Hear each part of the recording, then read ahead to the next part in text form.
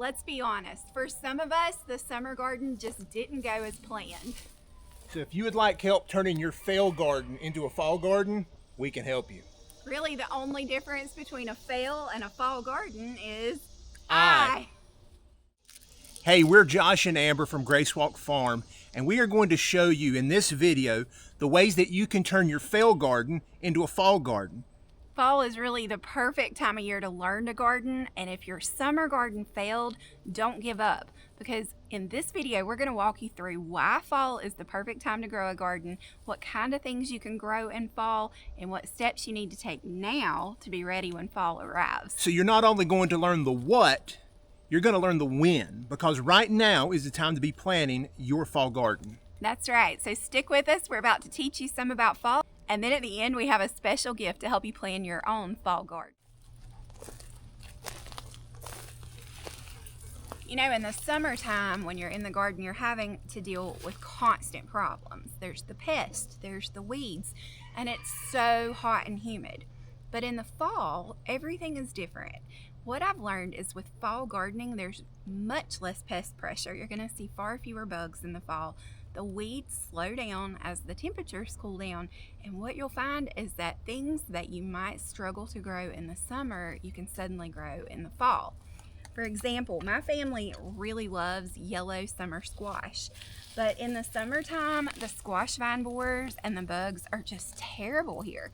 So we grow the biggest part of our yearly squash harvest in the fall, which means in late July, early August, I'm planting my squash that I'll harvest through the end of fall. So I want you to be thinking about that too. There's some advantage to planting things later in the season. And if you've only tried to grow something in the early summer or even in the spring, it might work for you in the fall, even if it didn't work for you before. So don't give up on your gardening dreams just because they didn't do well in the summer. It may just be that where you live, fall gardening is where it's at. So we're discussing why you want a fall garden and why fall gardening is better. And I want you to feast your eyes on these lovely weeds that we've got growing right here all around our awesome tomato plants. This is a prime example of why fall is better than summer as far as growing food. Not only is the pest pressure going to be lower, but your weed pressure is going to be lower. It seems like in the middle of summer, the only things that really want to grow are things like this right here. And I call this devil's weed. I don't even really know what it's called. It's loaded with briars and it grows everywhere in my garden that I don't want things to grow. So remember this, fall gardening is easier because it's cooler. So another reason that I really love growing in the fall months is that it's kind of easier to find your rhythm. In the summer, I don't know about you, but at my house in the summer, it's sort of a free-for-all. Kids are out of school, everybody's on a little bit of a more relaxed schedule, whereas when fall rolls around, everybody's sort of back to their routines, back to school, back to work. And so when that happens, it's a whole lot easier to build in some rhythms to help you take care of your garden, whereas in the summer, it's a whole lot more difficult to be disciplined about it. So if you are a routines person, fall gardening is going to light you up, and it's going to be so much easier for you. So if you're wondering what you can actually grow in the fall, let me break it down for you. So you can look at fall sort of as a repeat of your spring garden. All of those things that loved the cool weather back in early spring, you can plant again for fall. So we're talking about things like all the greens, salad greens, collard greens, arugula, spinach. You could also grow tons of lettuce. The brassicas thrive in cool weather. That would be your cabbage, broccoli, Brussels sprouts, cauliflower, kale. All of those will do well in the fall. And then you've got to think about when your frost date is, because if you have enough time before your first frost of fall, you may even be able to do a fall round of like beans or potatoes, which are great storage crops for the wintertime. You could probably do a fall round of squash, either summer or winter squash can be grown in the fall. And just keep in mind your herbs can be grown in the fall too. So if you miss the window to do herbs in the summer, plant some this fall. It's really a wide open opportunity, and really the main thing you've got to know is when is your first average frost date in the fall, because whenever that frost date is, for us it's usually around November 1st. Once the frost comes, some plants can't survive the frost. So your things like the brassicas, like the cabbage and the broccoli, things like Um, your carrots, your radishes, those can survive frost. Peas, they're a little hardy, whereas things like tomatoes or squash or green beans, a frost is going to kill them. They can't live past it. So, know your frost date and kind of plan your fall garden accordingly to figure out what you have time left to grow.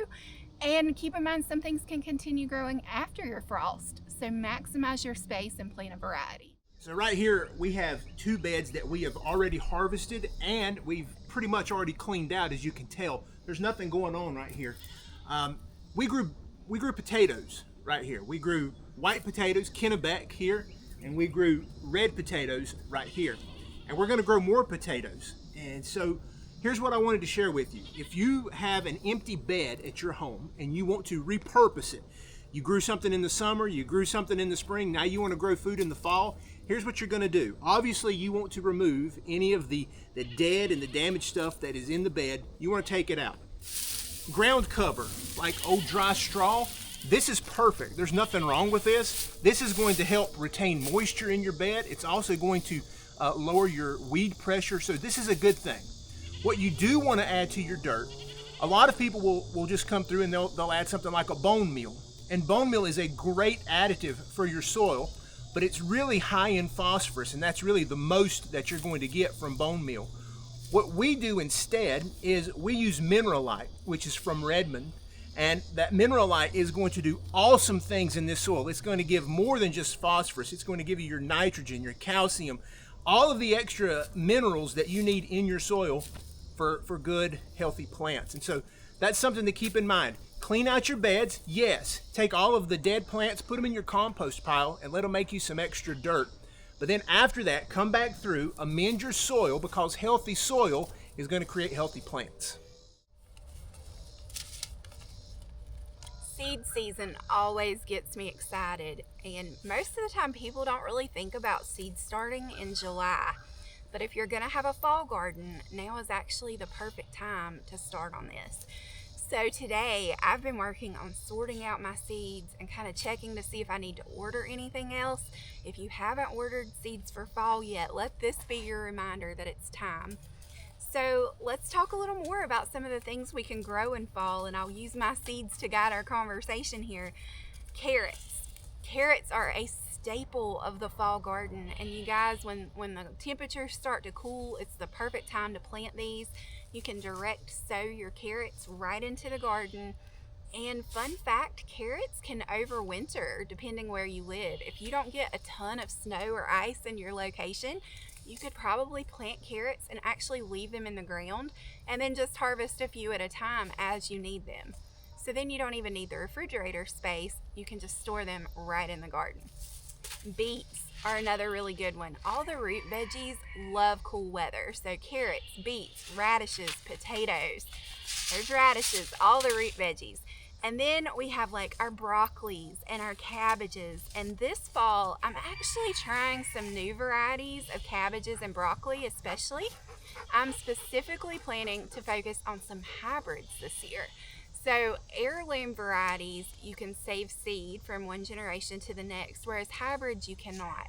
But hybrids, they're not GMO. There's nothing wrong with them. They can still be completely organic. But the issue with hybrids versus heirlooms is hybrids have been purposefully bred for disease resistance and pest resistance for the climate they're growing in. So for instance, I'm going to be growing Eastern Magic broccoli this year. These are from Johnny's Seeds.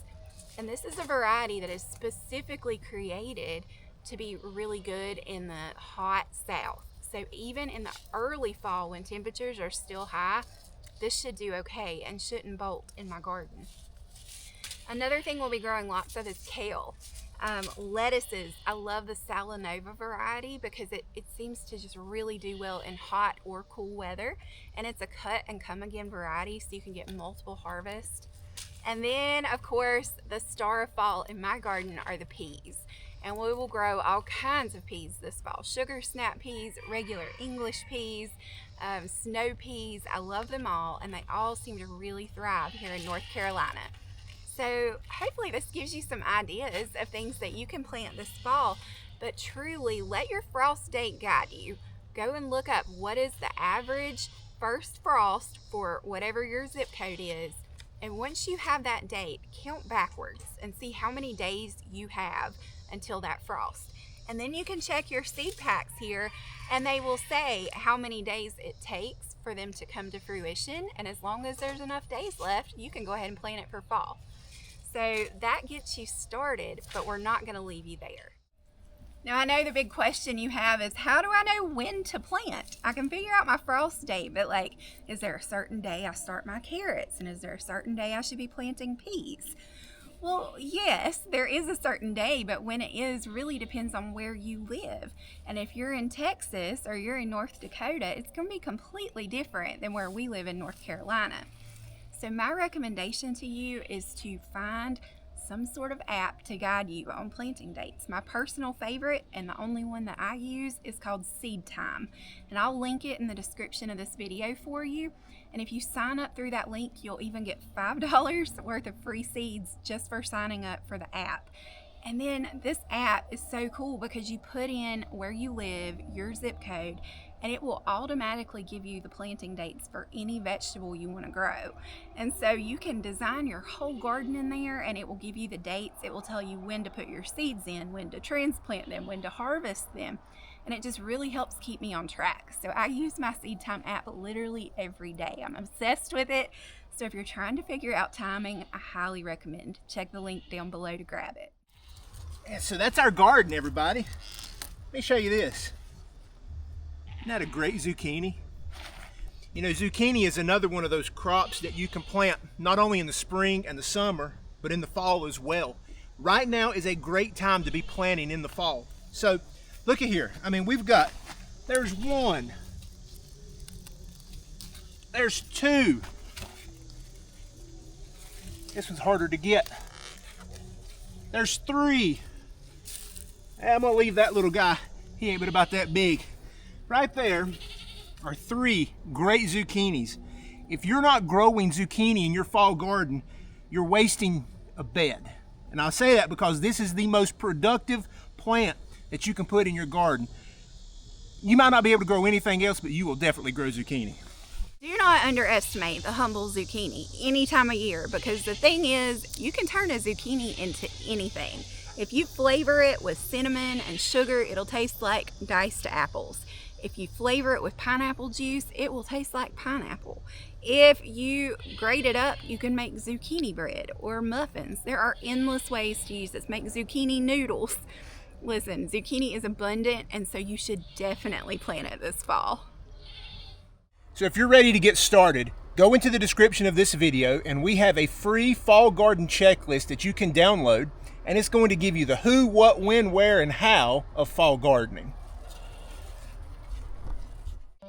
And we're not just giving you a checklist. We want to actually invite you to a whole workshop where we want to teach you about fall gardening. On Thursday, I'm teaming up with my friend Jill over at Whispering Willow Farm, and we're going to teach a class called How to Turn Your Struggling Summer Garden into a Fall Food Paradise. So this class is completely free to watch live, and you can register for that.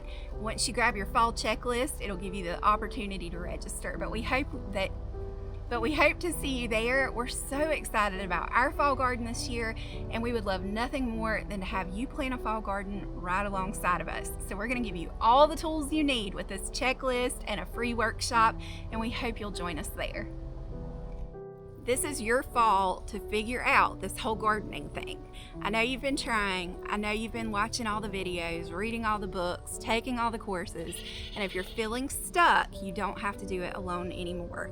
Come with us and download this fall checklist and come to the class on Thursday. And I'm so excited to plant your garden with you this fall. See you there.